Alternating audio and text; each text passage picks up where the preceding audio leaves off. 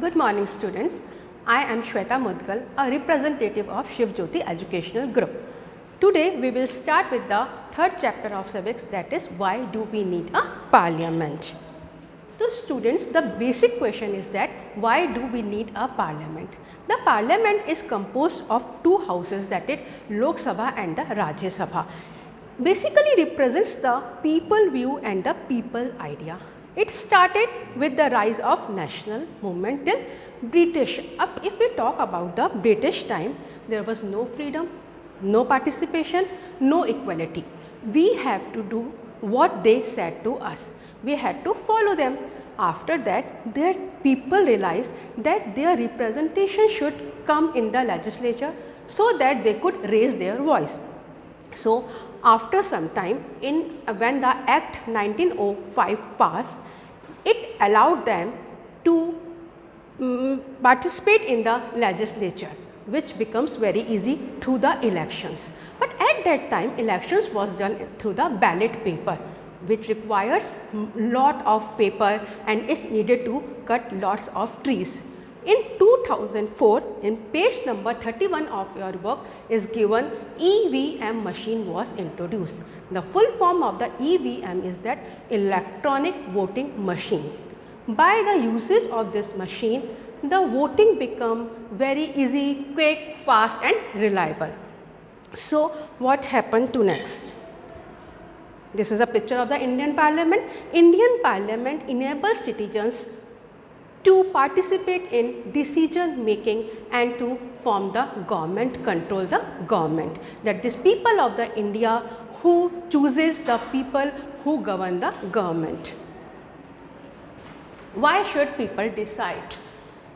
People have a major role in deciding the government, who form the government and who will take the major decisions regarding the country. A democratic government is run by the consent, approval and participation of the people or the citizens. So, it means that as the citizens of the India or the individual people, they have very important role in forming the government. Their consent is very much important. You can say that indirectly they choose the people who represent the country, who work for them, who could raise their voice. The people in a democracy are the citizens and they are integral part of the democracy. In the democracy, citizens plays an important role to form the government. The people elect few candidates who represent their collective voice in the parliament. The parliament through election elects few people, and this group of people who are being elected form a parliament and who work for the welfare of the country. The role of the parliament. The Indian parliament is an expressive of the faith that people of the India have in principles of the democracy. Means they are increasing the faith in the principles of the democracy by choosing their representative through elections. Got it? The parliament in the Indian system has immense powers. The parliament, which is consisted of two houses, that is Rajya Sabha and the Lok Sabha, is the group of the people who are the representative of the people who are being elected by the people. You know the democracy, by the people, for the people and from the people. Elections to the parliament are held in a similar manner as they are for the state legislature. The Lok Sabha is elected once in 5 years. It is also called as a lower house. Rajya Sabha is known as the upper house. It is elected once in every 5 years. Functions of the parliament. If we divided the country into the several constituencies, each of these constituencies elects one person. After being elected, they become the member of the parliament who form the parliament. The candidate who contests the elections and the candidates who are contesting for the elections, they belong to different parties like BJP, Aam Janata Party, Congress Party and so on. Once elections to the parliament have taken place, the parliament need to perform the following function. After being selected, they become the member of the parliament and they form the parliament, and they have to perform certain functions which we will read in next slide. To select the national government, the most important function of the parliament is to select the national government. Parliament of India consists of the President, Rajya Sabha and Lok Sabha. As I told you earlier, Rajya Sabha is also known as the upper house and Lok Sabha is also known as the lower house. After the Lok Sabha election, a list is prepared showing many MPs belong to the each political party. Once the election is done, then it shows the MPs belong to each political party who once the majority become the ruling party. Who has got the maximum votes become the ruling party. ठीक है? Now there are 543. We are talking about the Lok Sabha. In the Lok Sabha there are 543 elected members and plus 2 means 545. 2 Anglo-Indian nominated.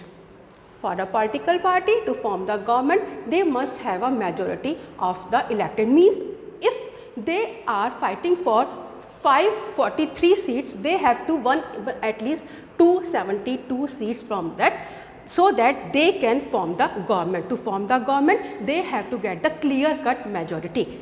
That means they have to get at least 272 members or more. The opposition party. What is the opposition party? In the parliament, the party or the group of the party who are opposing the ruling party known as the opposition party, and the largest party amongst them becomes the opposition party. And the term come here coalition, which is very important to know. What is the coalition, students?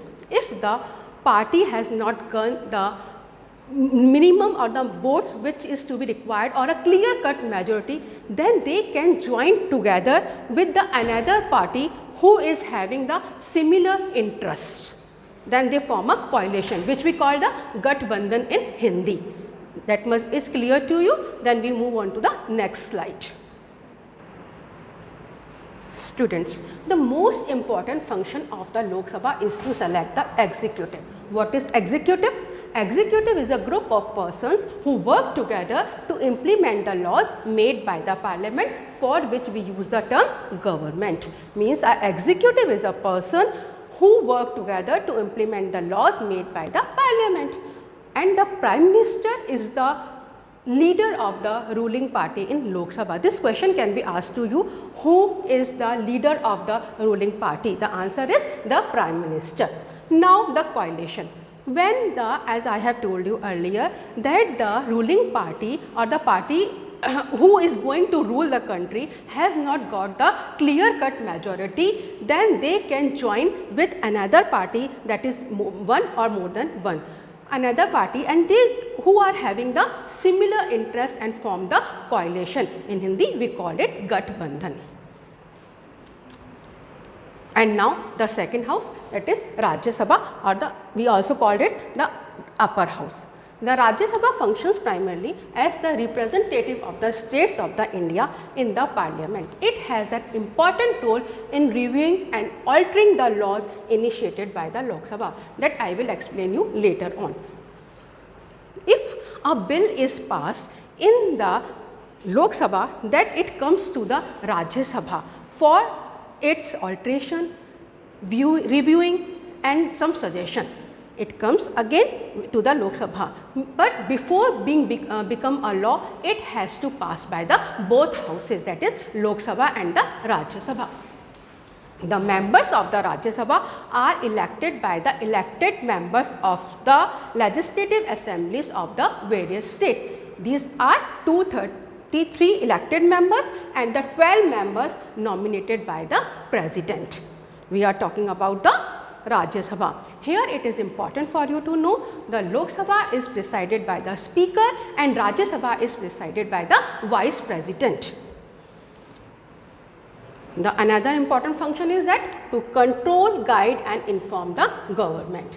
The Parliament begins with question R. Student, it is important for you to know what is the question R. Question R is a R in which question is raised by a ruling party to the opposition party or the opposition party to the ruling party, which keep check on them. It plays a very important role in the Parliament. The question R is an important mechanism through which MPs can elect information about the working of the government. They can ask to answer the question which belongs to that particular matter, and they have to answer it on the given date. By asking the question, government is alerted to the shortcomings and the drawbacks of that party. So, they become alerted that question can be asked to them. They have to answerable to the party. Comes to know the opinion of the people through their representatives in the Parliament. These are the representatives which has been elected by us. They are working their work very smoothly and very efficiently, so that they are asking the question by raising in the question R. Now, it is very much important in the finances also. The Parliament approval is crucial for the government whose finance in the matter of the finances. Lawmaking we will read in the next chapter. This is very significant and we will read it in a detail in the next chapter. Who are the people in the Parliament? That question must raise in your mind. It is consist of the people of the different groups like Dalits, backward classes. Everyone's representatives are in the form of the Parliament there, who are working on their behalf, who could raise their voice, who could put the questions, who could work for their welfare. Parliament now has more and more people from different backgrounds. There has also been an increase in political participation from the Dalits, backward classes. Some seats are reserved for them in the Parliament for SCs and the STs. So, we can say in the Parliament we are having a combination of all these participation like backward classes, SC, STs and the Dalits. Similarly, there is a reservation seats for women also. There are the fixed seat which is reserved for the women also. So, by this we finish the chapter. I hope you got it. Thank you. Stay safe at home.